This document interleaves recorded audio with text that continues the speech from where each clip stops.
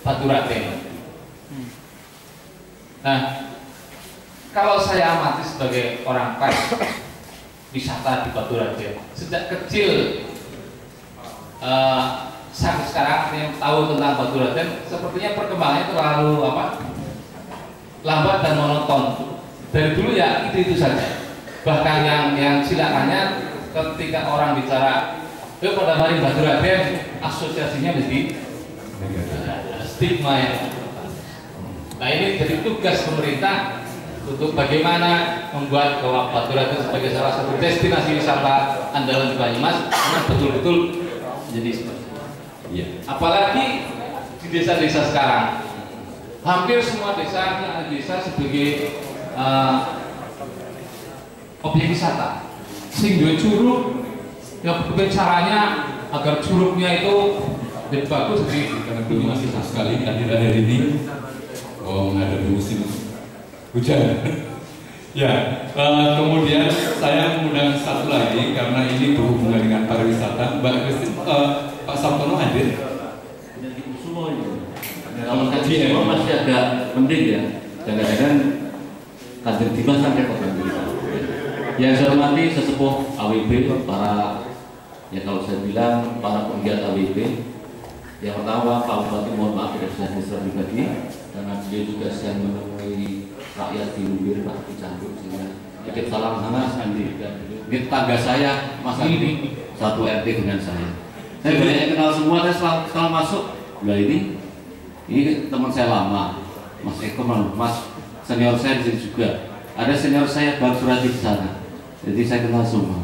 Saya sangat maklum kalau sekarang ini Pak Joko Eno sedang sibuk-sibuknya karena beliau ini baru masuk ke lingkungan Humas Pemkab, sebelumnya menjadi barangkali belum tahu adalah sekretaris dari Dinas Pendidikan ya. Iya. Saya tuh nggak pernah ngikut jadi Kabak Humas Pak. Bener. Saya ini kalau nggak otonomi itu saya paling tidak menjadi ormen Pak. Koordinator administrasi Kanwil Depdikbud di wilayah Jawa Timur lah, kira gitu lah. Tapi karena otonomi sehingga saya terima aja juga Pak Humas. Tetapi yang penting begini, bahwa saya dengan Pak Sigit pertama datang, Mas Sigit tolong saya dibantu. Karena apa? Karena dinamisasi kehumasan sekarang itu berbeda dengan dulu. Karena konstelasi masyarakat kita juga berbeda. Artinya apa? Bahwa pers yang ada di depan kita ini adalah bagian yang tidak terpisahkan dari pemerintah Kabupaten Banyumas sebagai mitra berpikir, mitra bekerja, mitra berkarya, dan mitra mencerdaskan masyarakat kita. Karena kalau pers itu kan etimologi dari kata press, press itu pressing artinya menekan, tetapi dalam arti positif. Kalau menekannya Mas Bambang beda, Mas Bambang senior saya ini, ya seperti itu. Mas Rumita juga beda menekannya. Press ini dalam arti menekan, dalam arti memberikan satu bentuk kontribusi kognitif kepada masyarakat. Untuk apa? Untuk memahami, mengerti tentang sebuah program yang sedang dijalankan masyarakat. Hanya persoalannya adalah masyarakat itu nanti akan mengalami satu bentuk kejengahan jikalau press yang diberikan itu tidak memberikan ruang berpikir kepada masyarakat untuk memaknai, mencerdasi, dan juga mengkayakan kognitif dia dan program yang dilakukan. Yang pertama adalah ini, bahwa berita yang diberikan itu ada ruang bagi masyarakat untuk melakukan logilisasi terhadap berita yang ditampilkan itu. Yang kedua, ada satu umpan balik penyeimbang terhadap berita yang ditampilkan itu, sehingga nanti bisa menjadi balancing. Karena kalau kita pengalaman dulu waktu saya masih muda itu, banyak koran-koran yang dalam bahasanya itu trial by the press itu akhirnya tidak bisa bertahan lama karena masyarakat gitu. Jadi dalam teori psikologi ada namanya AHR implicit. Orang hanya itu sudah selesai. Oleh karena itu dalam kontribusi pers dalam undang-undang itu ada 3. Yang pertama memberikan kecerdasan pada masyarakat, yang kedua memberikan balancing informasi, yang ketiga adalah memberikan ruang kepada masyarakat untuk mengkritisi dalam konteks konstruktif. Ini kalau dalam konteks pers kita, karena konstelasi masyarakat itu sudah cerdas Pak. Lain dengan zaman kita dulu, Pak, waktu saya masih kuliah di pergerakan, pers itu diatur dengan macam-macam. Nanti kalau macam-macam siupnya dicabut. di era Habibie? Beda. Oh, tidak ada, itu bebas. Nah kalau saya bilang sama ya adik-adik saya, pergerakan zaman sekarang itu luar biasa enaknya, lain dengan era dulu. Saya awal reformasi menghadirkan Modric Malkansam itu untuk bicara itu. Oke? Betul itu, awal reformasi. Saya birokrat waktu itu Pak, di Depdikbud.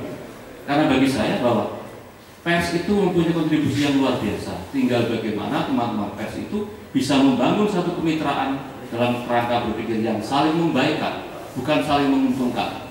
Kalau saling menguntungkan itu POC, John Cornelius de Hoffman itu teman-teman Humas kita ini ada etalase pemerintah, sehingga kita harus dapat menampilkan performa yang mengenakan, menyejukkan dan juga membaikkan.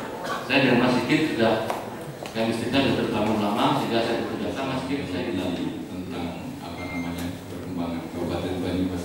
Kalau yang tadi bilang bahwa memberikan kelonggaran banyak orang besar pers memberitakan tentang destinasi wisata di Banyumas sudah tidak hanya sekedar mengekspos tentang objek-objek wisata yang ada, tetapi juga sudah sering menyoroti tentang bagaimana pemerintah Kabupaten Banyumas mengelola pariwisata yang ada, dan juga selama ini mungkin kurang promosi aja. Yang namanya Sungai Serayu, Kabupaten Banyumas sudah beberapa kali melaksanakan yang namanya Festival Serayu, tetapi kenyataannya sampai sekarang ini belum bisa menarik wisatawan untuk datang. Yang datang hanya dia wisatawan lokal, sudah sering.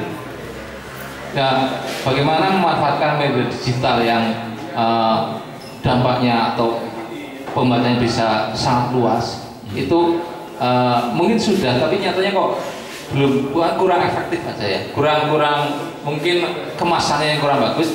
Karena kalau baca kadang saya membedakan dengan tempat daerah-daerah lain, kayak di Jogja lebih bagus, bagaimana masyarakatnya begitu concern terhadap bagaimana pengembangan desa itu bisa jadi objek wisata itu.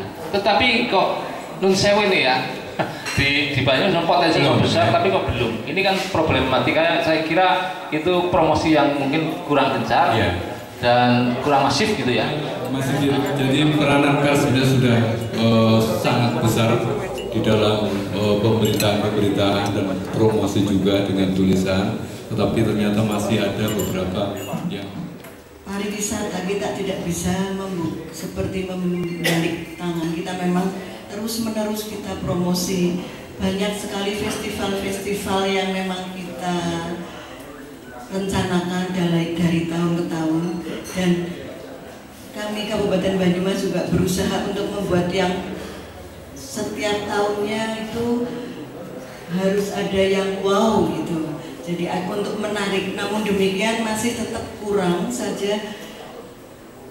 Turis-turis mancanegara kelihatannya belum banyak ke sini. Namun kalau kita lihat di dalam kesehariannya banyak sekali turis wisatawan dari tetangga-tetangga kabupaten, tetangga kota itu sudah mulai banyak berkunjung ke Kabupaten Banyumas, khususnya Baturaden.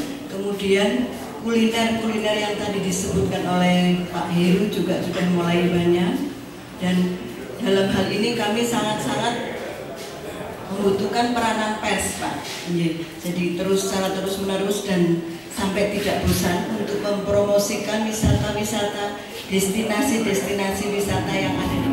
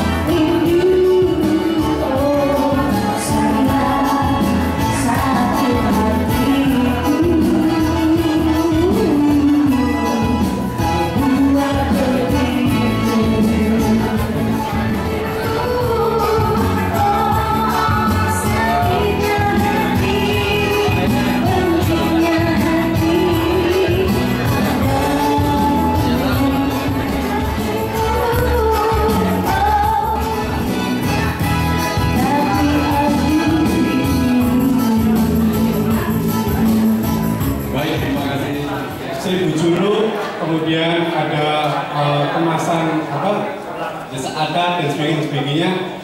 Festival-festival di selatan seperti tadi disampaikan oleh Bu Yusri, saya pikir menjadi kemasan PR di Kabupaten Banyumas. Dan PR sekali lagi bukan lagi nama sebagai kayak pemberitaan, tapi lebih banyak memoles.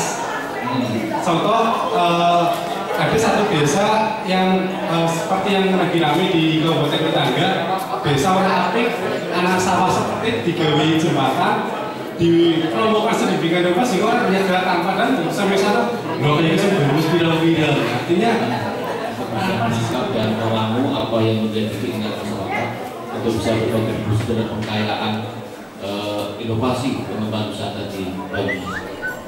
Kemarin kita juga sudah berupaya untuk mengkomunikasikan dengan pengusaha di Batu untuk bisa paling tidak kita bisa belajar dari sana juga. Batu ini cilik ini luar biasa. Dengan itu betul-betul kapasitas kita ini sebetulnya ada banyak yang luar biasa. Berarti ada sesuatu yang perlu kita kuatkan. Jadi masukan Mas Dewi itu saya berikan. Bikin suatu acara di Purwokerto yang mana mungkin bisa 3 bulan sekali dan saya nggak mau kalah dengan Jember Pak, dengan Jember Fashion Week-nya. Purwokerto cukup bagus Pak, ada sandal bandol. Bahkan setiap kami sekarang di hotel saya ada menggunakan pakaian Banyumasan supaya ini loh Banyumas, ini loh Purwokerto. Namun usaha itu akan sia-sia belaka bila mana hanya dari sektor swasta saja. Makanya Pak Jokowi dan selaku Kabag Humas, kemudian PHRI dan Pak Sigit, tolong support kita supaya tidak usah berbicara internasional dengan produk ini. Jangan sampai tahun ini sering dia Pak. Kalau tamu saya kan juga itu mungkin ada semacam Pak Jokowi selaku Kabag Humas dan PHRI itu luar biasa. Karena gerakan lawan hoax ini belum begitu viral di medsos. Kalau kita bisa dikemas luar biasa, sehingga ini besok dari starting point kita untuk bisa mengangkat Banyumas. Jadi masukan-masukan pada talkshow malam ini tentu menjadi kekayaan kami juga, kepada kami juga, untuk bisa kami sharekan kepada teman-teman dinas teknis untuk bisa menjadi bisa atau katakanlah catatan kaki yang kategori opposite yang penting, terutama pada dinas teknis yang benar malam hari ini ada Agustin dan jawabannya apa ya? Air ya Mangudoro. Itu udah gitu ya. Jajal sikis sing biasa pada komentar, biasa pada ngomong. Jajal pengikiye pada tukar pikir. Arep cerita apa, pembukaan apa, sing biasa nang grup WA, ben supayane kanca batin sing pada kumpul nang kene. Ya gue nak baca konsultan, nama wartawan, nama siapa baik. Kan si orang melu ini bisa melu ngerti kira-kira dompokannya apa baik terus kepribadian kayak ini tetap menghormati ya. Belaka Suta. Kalau Banyumasan yang saya kenal mungkin itu salah satu adalah Belaka Suta. Belaka Suta ini kalau dipahami sebenarnya lebih terbuka. Tapi di dalam praktek sepanjang saya hidup di sini cenderung kontraproduktif. Artinya ini dengan orang saya. Artinya kalau dulu saya di pos di Wong Banyumas, terhimpunlah potensi anak bangsa dari berbagai latar belakang sosial dan agama di situ, yang sampai hari ini saya pun aktif untuk berinteraksi, dan sekian banyak pun saya belum kenal secara fisik, tetapi dari aspek pemikiran yang saya bisa jangkau, aspek pemikiran yang berkembang di media itu sesungguhnya sangat potensi. Dalam potensi ini barangkali malam ini saya baca di depan sini ada AWB-nya mengambil peran untuk acara yang sama, yang kebetulan juga ini hari pers. Teman-teman paparazzi, teman-teman wartawan, tadi saya sudah ikut serta untuk bicara di sini, tapi saya paham betul lah, kita ini bagian dari teman-teman kita ini adalah kalau bukan dari teman-teman koperasi yang berkarya untuk jurnalis, yang berkarya untuk kita, yang berkarya untuk mengakses dan berkarya untuk mengembangkan, yang mungkin menjadi salah satu tema malam ini. Tapi saya tidak mengerti, saya tidak pernah dengar tadi, dan karena saya di dalam sana,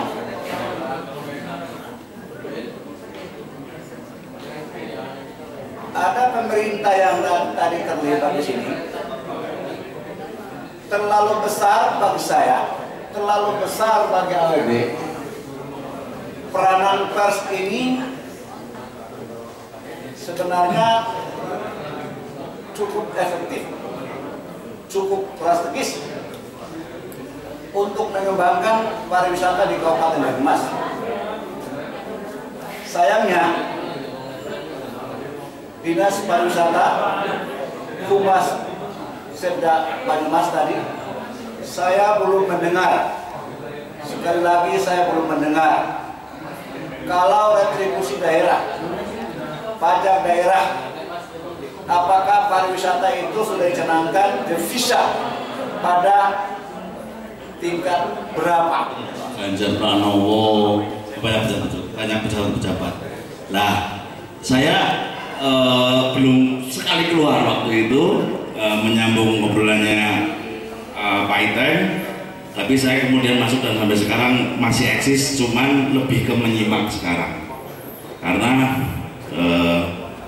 yang pertama sudah banyak teman-teman apa ya namanya ya, isu krusial lebih baik gitu. Jadi menurut saya penting bagi kita semua kaitan dengan kondisi Banyumas saat ini, bahwasanya memang kita mungkin sebagai sosial netizen mungkin